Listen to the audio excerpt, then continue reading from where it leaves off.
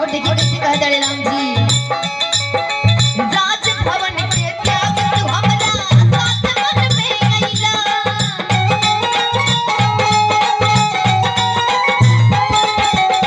धर्म करम दुनहु से बड़ भाई के सेवा कइला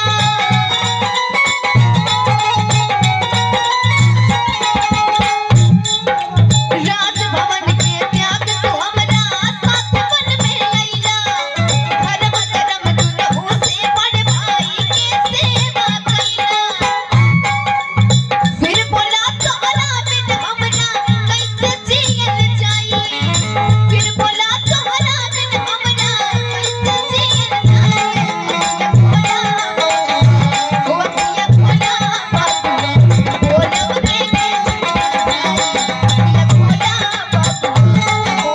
के छुटका भाई अखिया बोला बाबू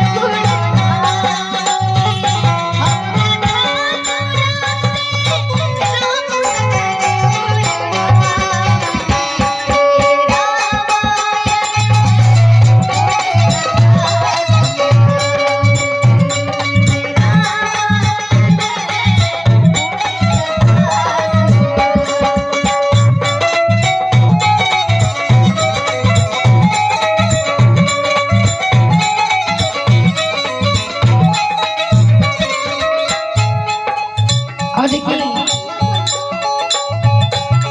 हमारे गार्जियन नाम तो नहीं बताए हैं श्री भूपन राम जी वहाँ की तरफ से हजारों हजार के पुरस्कार भेजे से प्रणाम आशीर्वाद के चाह रही है।